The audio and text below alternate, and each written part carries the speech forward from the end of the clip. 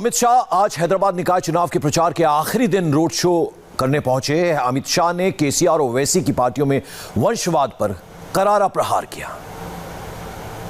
हम डायनेस्टी से डेमोक्रेसी की ओर जाना चाहते हैं, चाहे ओवैसी साहब की पार्टी हो, चाहे टीआरएस की पार्टी हो। हमें तो बहुत सवाल करती हैं, मगर मैं पूछना चाहता हूं कि इतने बड़े तेलंगाना में आपके परिवार के अलावे आपको कोई नहीं मिलता है जी?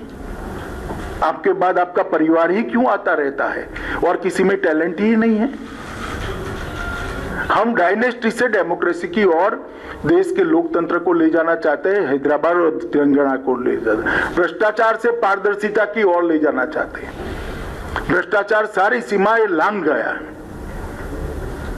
अपने अपने रहन सहन को देख लीजिए तो आपको मालूम पड़ेगा कि किस प्रकार का भ्रष्टाचार तेलंगाना की जनता ने सहन किया है। तुष्टीकरण से हम सम विकास की ओर जाना चाहते हैं, किसी का अपीसमेंट नहीं करेंगे, सबको बरोबर मौके मिलेंगे। और हैदराबाद की जनता का बहुत बड़ा हिस्सा जो अपमानित महसूस करता है अपने आप को, उनको हम भरोसा दिलाना चाहता है किसी की भी हिम्मत नहीं होगी आपको दोयम दर्जे के नागरिक बताने की। इस प्रकार का सम विकास का हम वातावरण करेंगे। बाढ़ से डूबे शहर को बाढ़ मुक्त शहर बनाना चाहते हैं। अमित शाह ने तेलंगाना के सीएम के चंद्रशेखर राव की पार्टी टीआरएस और ओवैसी की पार्टी एआईएमआईएम में गुपचुप गठबंधन का आरोप लगाते हुए दोनों पार्टियों की साठगांठ पर तंज कसा। एक सवाल फिर से श्रीमान चंद्रशेखर राव जी से पूछना चाहता हूं, ये मजलिस के साथ आप जो समझौता करते हो इसमें हमें कोई आपत्ति नहीं है, कोई आपत्ति नहीं, कर सकता है। लोकतंत्र में कोई भी व्यक्ति किसी के साथ भी जाता है, मगर गुप्त समझौता क्यों करते हो? इतनी हिम्मत क्यों नहीं है कि मजलिस के साथ खुलेआम सीट शेयरिंग कर लड़े? एक कमरे के अंदर इलू इलू कर आप सीटें बांटते हो। सार्वजनिक रूप से हैदराबाद की जनता के सामने अभी भी प्रचार में 1 घंटा बाकी कह दीजिए कि हाँ हमारा मजलिस के साथ समझौता है। क्यों हिम्मत नहीं है आपकी? अमित शाह ने कहा कि हैदराबाद की जनता ने बता दिया है कि इस बार मेयर बीजेपी का होगा। हैदराबाद के रोड पर मैंने देखा है, शायद ही मैंने तेलंगाना में, हैदराबाद में, अन्य हिस्सों में भी इस प्रकार का स्वागत देखा है। जिस गर्मजोशी के साथ हैदराबाद की जनता ने भारतीय जनता पार्टी के नेताओं का स्वागत किया है और अपना समर्थन इस चुनाव में मोदी जी के नेतृत्व पर, हमारे प्रदेश नेतृत्व पर और भारतीय जनता पार्टी के लिए जताया है, इसलिए मैं हैदराबाद की जनता का हृदय से धन्यवाद करना चाहता हूं। पूरे रोड पर जहां पर भी गए 1 इंच भी जगह खाली नहीं दिखाई पड़ती थी और मुझे भरोसा है रोड शो को देखकर कि इस बार भारतीय जनता पार्टी सीट बढ़ाने के लिए, संगठन बढ़ाने के लिए नहीं लड़ रही है। इस बार चुनाव के बाद हैदराबाद में मेयर भारतीय जनता पार्टी का होगा, ये हैदराबाद की जनता ने स्पष्ट कर दिया है। और हैदराबाद में प्रेस कॉन्फ्रेंस से पहले अमित शाह ने रोड शो किया। अमित शाह के रोड शो के दौरान केसरिया रंग तो छाया ही था, जय श्री राम के नारे लगे। ये गूंज ओवैसी ब्रदर्स की नींद उड़ाने वाली थी। हमारे संवाददाता टी राघवन ने शाह की काफिले के साथ वो चल रहे थे। राघवन की रिपोर्ट देखिए और समझिए हैदराबाद में बीजेपी कार्यकर्ताओं को जोश इस बार इतना हाई क्यों है। ये एक बहुत बड़ा कह सकते हैं कि अवसर है बीजेपी के कार्यकर्ताओं के लिए भी। अगर संगठन की मजबूती की बात कर लें तो 2019 के चुनाव से पहले बीजेपी इतनी मजबूत तेलंगाना में नहीं लगती थी, लेकिन अब माहौल बदल गया है। अब यहाँ पर हैदराबाद की गलियों में जय श्री राम के नारे हमें सुनाई देते हैं। आप देख सकते हैं जो कार्यकर्ता समर्थक अमित शाह के ट्रक के बिल्कुल आगे आगे चल रहे हैं, वो यहाँ पर लगातार इस बात से नारेबाजी कर रहे हैं कि यहाँ पर बीजेपी इस बार चुनाव में जीतेगी। बहुत ज़्यादा उत्साह आप देख सकते हैं यहाँ पर लगा।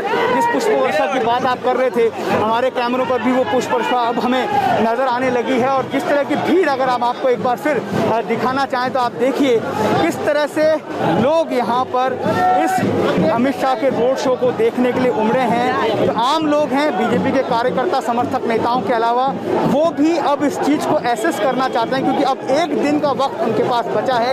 1 तारीख को यहाँ पर वोटिंग है। वो भी इस बात को एसेस करना चाहते हैं, एनालिसिस करना चाहते हैं कि क्या बीजेपी के पक्ष में वोट दिया जा सकता है। एक बार आप फिर देखिए कि कलर जो है पूरे बीजेपी की गलियों को बड़े बड़े नेताओं ने बीजेपी के केसरिया बना दिया है। ये वोट क्या अब वहाँ पहुँचेगा? क्या ये वोट पोलिंग बूथ तक जाएगा? ये वोटर पोलिंग बूथ तक जाएगा? बीजेपी के पक्ष में वोट में तब्दील होगा? क्या बीजेपी की जीत है ये वोटर तय करेंगे? ये बहुत बड़ी चुनौती है और उसके लिए भी बीजेपी ने अपनी पूरी रणनीति बनाकर रखी हुई है। बात करने की कोशिश करते हैं जो आम लोग हैं, जो इस रोड शो को दूर से खड़े होकर देख रहे हैं, उनके मन में क्या चलता है ये जानने की कोशिश करते हैं। जिस तरह की भीड़ आप देख रहे हैं यहाँ पर बीजेपी के रोड शोज में, क्या आपको लगता है कि इस बार जीएचएमसी के चुनाव में बीजेपी जीतेगा? जीत जाएगा। क्यों आपको ऐसा लगता है? सब जने हिंदू के धर्म के लिए बीजेपी को वोट करते, धर्म के लिए बीजेपी को वोट करना चाहिए, आपको ऐसा मानना है? और जो भी है पूरे तेलंगाना के पब्लिक जो है पूरे तेलंगाना के रूल के लिए अगेंस्ट है। तो इसलिए ये सर बीजेपी के चांस देने के लिए पूरा पब्लिक सोच रहा है। इनका ये कहना है कि जो केसीआर का रूल है उसके लिए उसके अगेंस्ट हो गई है पब्लिक, इसीलिए इस बार हैदराबाद की जनता सोच रही है कि वो एक अलग जो है वो वोट दिया जाए। यहाँ पर जिस तरह से बीजेपी की इस रैली में इतनी भीड़ आप देख रहे हैं, अमित शाह का रोड शो है, तो क्या आपको लगता है इस बार जीएचएमसी इलेक्शन में बीजेपी कुछ अच्छा करने वाली है? अच्छा करने वाला है। क्यों आपको ऐसा लगता है? बीजेपी वाला मैं है, बीजेपी का सेलेक्ट करना, बीजेपी का स्टैंडिंग है। अच्छा दूसरे काम करने वाले कोई भी नहीं, ये पार्टी काम करती है। ये पार्टी काम करती है, आपको ऐसा लगता है? इसीलिए आप चांस देना चाहते हैं? हम बराबर देंगे, 100% देंगे। हमारे बराबर चांस देंगे बीजेपी को, बराबर मिल मिला के चांस देंगे उसको। यही को बोलते हैं ना, एक बार काम करे सो वाले को, फिर नहीं करना, नहीं देना, दूसरे को देना चांस। काम नहीं करता उसको चांस नहीं देना, कभी नहीं। तो आपने देखा मेरे सहयोगी टी राघवन ने जिन जिन लोगों से बात की वो सभी बीजेपी के आने की उम्मीद जता रहे हैं। कुछ और लोगों की बात सुनिए। क्यों आपको लगता है इस बार जीएचएमसी में बीजेपी अच्छा काम नहीं करेंगे? टीआरएस को वोट डालो तो खाली केसीआर फैमिली को पालाभिषेकाल होते, बीजेपी की वोट डालो तो प्रजा को पालाभिषेकाल होते। प्रजा का भला होगा अगर टीआरएस को वोट डालेंगे तो सिर्फ गवर्नमेंट काम करे तो, अगर पुराना गवर्नमेंट काम करे तो आज ये हालत नहीं देख सकते थे। हाँ, उन लोग ही ला लिए ये हालत। उन लोग ये हालत लेकर आ गए हैं। उनका ये कहना है कि अगर केसीआर को वोट डालते हैं तो केसीआर के परिवार का भला होता है, लेकिन अगर बीजेपी को वोट डालेंगे तो लोगों का भला होगा। यहाँ पर एक महिला भी है, उनसे पूछते हैं। मैम, जिस तरह की भीड़ आप यहाँ पर देख रही है बीजेपी के रोड शोज में, क्या आपको लगता है इस बार बीजेपी का फेयर चांस है जीएचएमसी? बिल्कुल 100%, कोई डाउट ही नहीं है, क्योंकि जो टीआरएस के जो पुराने भी वोटर्स हैं वो खुद आके हमें बता रहे हैं कि हम बीजेपी को ही इस बार वोट देने वाले हैं। तो आपको लगता है ये चेंज क्यों हो रहा है इस बार जीएचएमसी के इलेक्शन? शायद कहीं ना कहीं टीआरएस फेल हो गया है लोगों का मन रखने में, शायद, क्योंकि हम तो कुछ गेस नहीं कर सकते हैं। जो टीआरएस के वोटर्स बता रहे हैं वो ही मैं आपको बता रही हूँ फिर से। जब हम टीआरएस फेल हो गई है लोगों का मन जीतने में, लोगों का मन टटोलने में, लोगों के लिए काम करने में, शायद यही वजह है कि इस बार बीजेपी को चांस देने की यहाँ पर बात की जा रही है। एक बार फिर आप देखिए किस तरह से हैदराबाद की गलियाँ जो है वो केसरिया रंग में रंगी हुई नजर आ रही है। रोड शो के दौरान हर जगह यहाँ पर केसरिया झंडा नजर आ रहा है। कुछ लोग यहाँ पर खड़े हैं, उनसे जानने की कोशिश करते हैं। मैम, ये बताइए कि ऐसी भीड़ आपने कभी बीजेपी की इलेक्शंस रैली में देखी है? नहीं देखे, आज तक नहीं देखी। अनप्रेसिडेंटेड है आपको लगता है? अनप्रेसिडेंटेड है। आपने ऐसा कभी पहले देखा बीजेपी के रोड शो में इतना ज्यादा क्राउड आने? नहीं देखा। इस बार आपको क्या लगता है जीएचएमसी इलेक्शंस में क्या होगा? बीजेपी जीतेगी। क्यों आपको लगता है कि बीजेपी को जीतना चाहिए? क्यों बोले तो बीजेपी, बस उतना ही। बीजेपी, आपको बीजेपी पसंद है या इसीलिए आप बीजेपी चाहती हैं कि बीजेपी जीते? अच्छा, देखिए ये महिला है जिनका ये कहना है कि बीजेपी जीतना चाहती हैं। सर, जिस तरह की क्राउड आप देख रहे हैं बीजेपी के रोड शोज में, आपको क्या लगता है इस बार बीजेपी का कितना चांस है जीएचएमसी इलेक्शन से?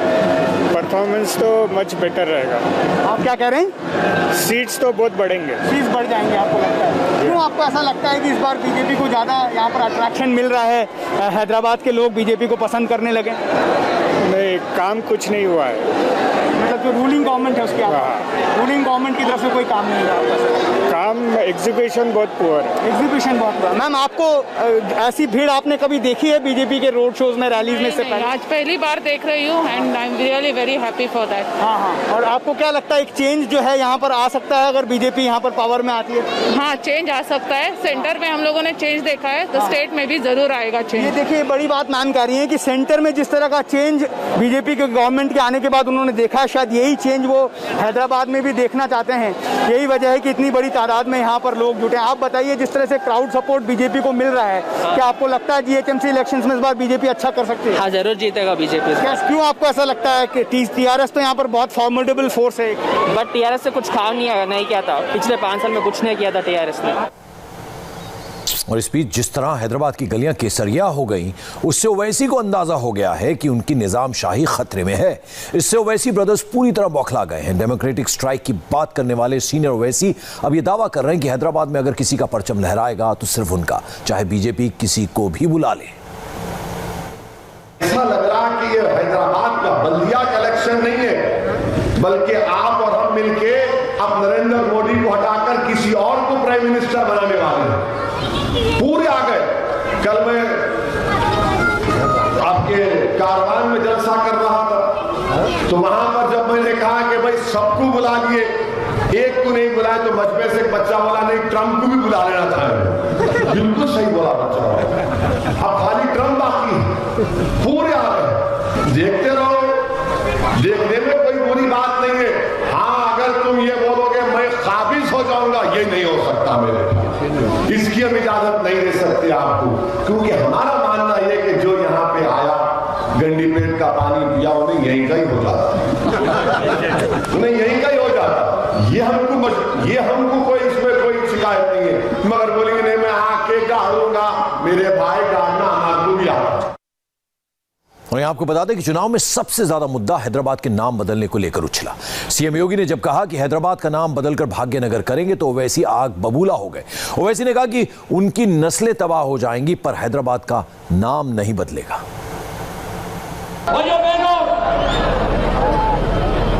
लोग मुझसे पूछ रहे थे क्या हैदराबाद भाग्यनगर हो सकता है? मैंने कहा क्यों नहीं। उन्होंने कहा कैसे? हमने कहा देखिए, उत्तर प्रदेश में भारतीय जनता पार्टी की सरकार आई, हमने फैजाबाद को अयोध्या कर दिया, हमने इलाहाबाद को प्रयागराज कर दिया, वहां पे गंगा यमुना को पवित्र नदियां मिलती हैं, कुंभ का भव्य आयोजन होता है, हमने इसका नाम प्रयागराज किया, उसका वही पौराणिक नाम था। तो फिर इसका वास्तविक नाम भाग्यनगर क्यों नहीं हो सकता? हर जगह नाम बदल देंगे। अरे तुम्हारा नाम बदल जाएगा, मगर हैदराबाद का नाम नहीं बदलेगा इंशाअल्लाह। ये इनकी सोच है। वो चीफ मिनिस्टर आए यूपी से, उन्होंने बोले मैं नाम बदल देता हूँ। अरे भाई साहब, आप क्या ठेका लेके रखे? अच्छा, इनसे पूछो ताजमहल कौन बनाया? वो नहीं, बहुत बादशाह नहीं बना, वो और बनाए थे, हमारे अपने बनाए थे, इसलिए उस वहां पे हर चीज पे तक। अब कुतुब मीनार बोल रहे, वो भी नहीं है। क्या क्या अब कल बोलेंगे चार मीनार कोई और बनाया था। अरे चार मीनार को आ रहे कल आए तो देखो कितना खूबसूरत चार मीनार, देखो कैसा उसके चार मीनारे हैं, कितनी खूबसूरत इमारत है, कितना सुकून है वहां पे। मगर नहीं, कोई बोलता मैं किले पे अपना झंडा लहराऊंगा। अरे झंडा क्या लहराएंगे? तो किला हमारा है, वो सियासी किला हमारा है, वहां पे तिरंगा लगा हुआ है। इससे बड़ा झंडा कौन सा है तुम्हारे पास? ना तुम्हारा झंडा लगेगा, ना तुम्हारा झंडा चलेगा। यहाँ पर बंदिश की और रहेगी इंशाअल्लाह होगा। जो शख्स जिस शहर को निस्बत हैदर कर्रार से है, उस शहर के नाम को तब्दील करने की बात कर रहा है, इंशाअल्लाह ताला उनकी नस्लें खत्म हो जाएंगी, नाम तब्दील नहीं होगा इंशाअल्लाह ताला। मगर जब कोई ये कह रहा है तो इसका हमको नोट लेना है। अगर हम अली के नाम लेवा है और अली के और आले रसूल के औलाद का सदका खाते हैं तो हमको उन लोगों को पूरा जमहूरी तरीके से जवाब देना है कि इस शहर का नाम तो छोड़ो, हम तुम्हारा नाम तब्दील कर देंगे इंशाअल्लाह। यहां वक्त एक छोटे से ब्रेक का है, लौटेंगे इस वक्त की हेडलाइंस के साथ।